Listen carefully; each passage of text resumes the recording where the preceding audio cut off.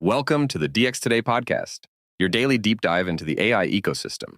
I'm Chris, and joining me as always is Laura. Hey, Chris, glad to be here. Today we're diving into a story that genuinely kept me up last night because it sits right at the intersection of frontier AI capability and global cybersecurity policy in a way nothing else has. That's a great hook to start with, Laura. For folks who haven't seen the headlines yet, walk us through the basic setup. What exactly is Project Glasswing? And why is everyone in the security world suddenly talking about it this week? So, Project Glasswing is a cybersecurity consortium that Anthropic just launched, and the partner list reads like a who's who of critical infrastructure. We're talking Amazon Web Services, Apple, Broadcom, Cisco, CrowdStrike, Google, JPMorgan Chase, the Linux Foundation, Microsoft, NVIDIA, and Palo Alto Networks all sitting at the same table. That's a remarkable coalition, especially given how fiercely competitive most of those companies are with each other in their respective markets. What got them to actually sit down together, and what is the central problem this consortium is supposedly trying to solve right now? The central problem is an unreleased Anthropic model called Claude Mythos Preview, and the numbers are honestly staggering. In just 1 month of controlled testing, that model autonomously discovered more than 10,000 high and critical severity zero-day vulnerabilities across the world's most important software systems. 10,000 0 days in a single month is a number that frankly does not sound real when you say it out loud. For listeners who don't live in the security weeds, can you ground that for us? How does that compare to a normal year of vulnerability research? Great question, because context matters a lot here. A typical year of global zero-day discovery across all major operating systems and browsers might surface a few hundred high-severity flaws, and that is the cumulative output of thousands of full-time human researchers working at companies and universities worldwide. So Mythos found roughly an order of magnitude more critical bugs in 30 days than the entire global research community typically uncovers in a year. That kind of compression doesn't just change the security workflow, it arguably changes the structure of the entire defensive game. Exactly. And Anthropic seems to understand that, which is why the model is not getting a public release in the normal sense. They are restricting Mythos exclusively to defensive consortium members under tightly controlled access, because the dual-use implications are genuinely terrifying if you think them through carefully.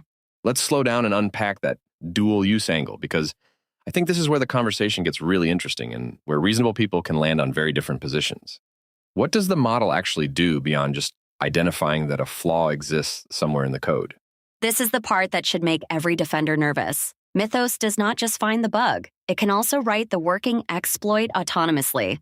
Anthropic's published technical report describes a case where Mythos chained 4 separate browser vulnerabilities into a single end-to-end attack. 4 chained vulnerabilities in one exploit is the kind of thing that elite human red teams might produce after weeks or months of intense focused work. The fact that an AI did it autonomously is the headline story underneath the headline story, if you ask me directly. And the specific exploit they described was even more impressive technically. It used what's called a JIT heap spray, which is a notoriously finicky attack technique. And it successfully escaped both the renderer sandbox and the underlying operating system sandbox in one elegant attack chain. For folks who don't speak fluent exploit dev, can you give us the layperson translation of why a sandbox escape is such a big deal? Because I think people hear sandbox and assume it's just some boring kid's playground in a software diagram somewhere. Sure, the sandbox is essentially the security perimeter that keeps a compromised browser tab from being able to reach into the rest of your computer. Escaping it means the attacker moves from controlling a single web page to controlling your entire device, which is a categorical shift in danger. Right, so we're talking about the difference between someone scribbling on the bathroom wall and someone getting the master key to the building. And the model produced that kind of attack chain, not because a human guided it through, but as the result of autonomous research. Exactly the right analogy. And here's the thing that I keep coming back to as I think about the implications.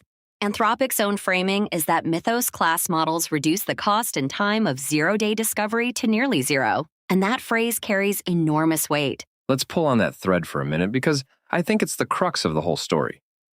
If discovery cost drops to nearly zero, then the question of who finds the bug first becomes the only question that matters in the entire security equilibrium.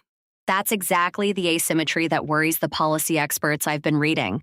The defenders need to find and patch every critical flaw before anyone else weaponizes it, while attackers only need to find and weaponize one critical flaw before defenders manage to patch it. That asymmetry has always existed in cybersecurity, but historically it was bounded by the high cost of human expertise on both sides of the equation. AI-driven autonomous discovery seems to dramatically shift the math in a way that could go either way, depending on access. Right, and that's why the access policy Anthropic chose really matters here. By restricting Mythos to consortium members who are explicitly committed to defensive use, they are betting that they can give defenders a significant head start before any equivalent capability lands in the hands of attackers. It's a fascinating bet and a controversial one. There are reasonable critics who say that withholding the model entirely is the only safe path, and there are equally reasonable critics who say a defensive cartel of 12 big companies is its own kind of dangerous concentration. I'd love to hear how you weigh those two critiques, because honestly, I find myself flipping back and forth depending on what part of the technical and political picture I'm focusing on at any given moment. There's no clean answer here that satisfies everyone. My honest take is that complete withholding is probably not realistic, because if Anthropic can build Mythos in 2026, then somebody else is going to build something similar in 2027 or 2028. And the question becomes, who gets to it first? That's the classic offense-defense race argument, and I think it has real merit. The counter-argument is that by demonstrating publicly that this capability exists, Anthropic may actually accelerate every other lab's investment in similar capabilities, which is the opposite of what defenders want. That's a fair counter, but I'd push back gently and say that capability secrecy almost never holds for long in this field. The frontier labs all read each other's papers. They hire each other's researchers. And the underlying techniques diffuse faster than any one company can contain them. True, and there's also the slightly more cynical reading, which is that Glasswing functions as a kind of regulatory moat. By assembling the biggest names in tech and finance under one cybersecurity tent, Anthropic creates political cover for keeping the model behind closed doors indefinitely. That's an interesting framing I hadn't fully considered. So the consortium serves not just as a defensive coalition, but as a credible signal to regulators that this technology is being handled responsibly by serious adults, which preempts heavy-handed legislation that might force broader disclosure. Exactly, and the timing is fascinating because we just covered the collapse of the Trump Frontier Model Review Order a few episodes back. There is clearly an active conversation in Washington about who gets to oversee frontier capabilities. And Glasswing reads partly as a private sector answer to that question. Let's zoom out a bit and talk about who actually wins and loses if the Glasswing approach plays out roughly, as Anthropic seems to be hoping. The obvious winner is the consortium members, but who else benefits? And who is potentially left exposed by this arrangement? The clearest winners besides consortium members are the customers and end users of those companies, because their operating systems and browsers and financial infrastructure get hardened first. Apple ships patches, Google ships patches, Microsoft ships patches, and a huge swath of everyday users get safer overnight. That's a meaningful upside for the average person, even if they never hear the names Glasswing or Mythos in their entire lives. But it does raise the question of what happens to organizations that aren't inside the consortium, especially smaller software vendors and open source maintainers. That is the part of the story I think gets underweighted in most of the coverage. There are millions of pieces of critical software running in the world that are maintained by tiny teams or single volunteers, and those projects do not have a seat at the Glasswing table. And those small projects often sit on the critical path of much larger systems. The classic example is something like Log4j or OpenSSL, where one obscure library underpins basically the entire global internet infrastructure, and a single vulnerability in it can cascade everywhere all at once. Exactly, and that's where the Linux Foundation being at the table matters more than people realize.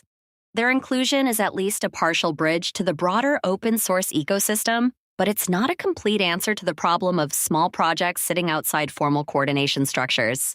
That's a fair partial mitigation, but I'd argue it doesn't fully address the asymmetry.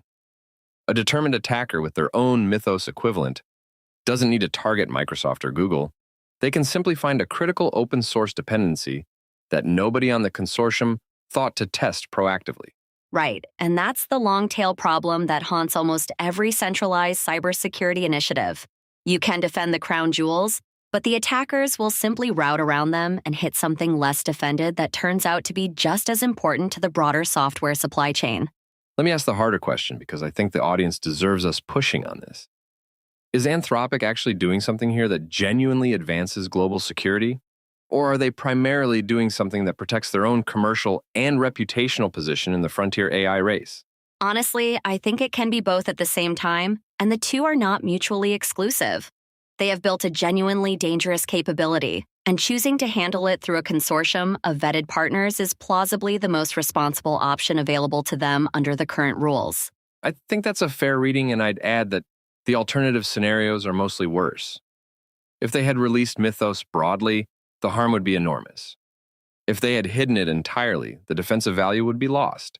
The middle path is at least defensible on the merits. There was also a really interesting question about what this means for the future of human security research as a profession. If autonomous models can find more bugs in a month than the entire industry finds in a year, what does that do to the career path of a human red teamer?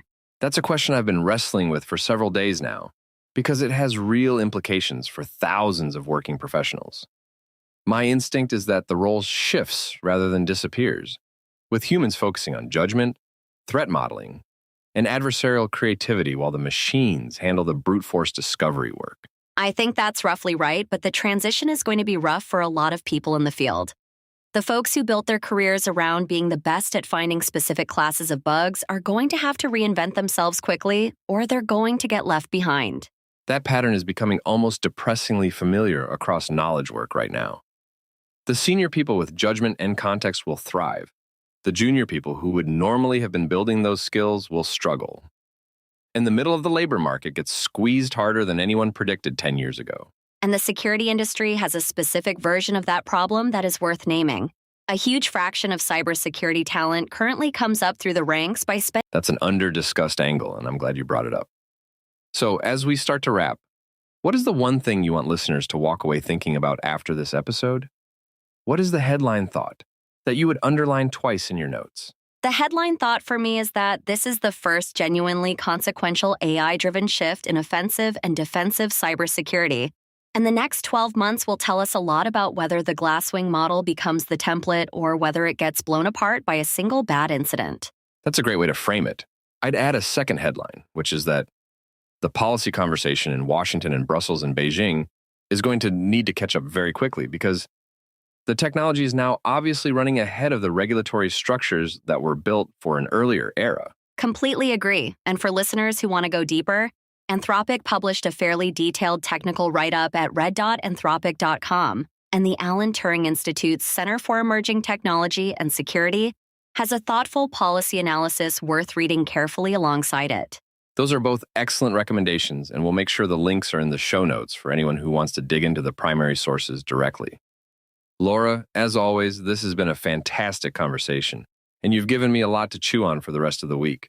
Thanks, Chris. It's always a pleasure to dig into a story this meaty with you, and I think we'll be coming back to Glasswing several more times in the coming months as we see how the consortium actually performs and how the broader ecosystem responds to its early results. No question, this is going to be a recurring storyline for us. To our listeners, thanks for spending part of your day with us, and we'd genuinely love to hear what you think about all of this in the fan mail link in our show notes today. Yes, please do reach out. We read every message, and your perspectives often shape how we approach follow-up episodes. So don't be shy about sharing your reactions, your critiques, or your own predictions about where this Glasswing experiment is going to land in the long run. That's all for today's episode of the DX Today podcast. Thanks for listening, and we'll see you next time.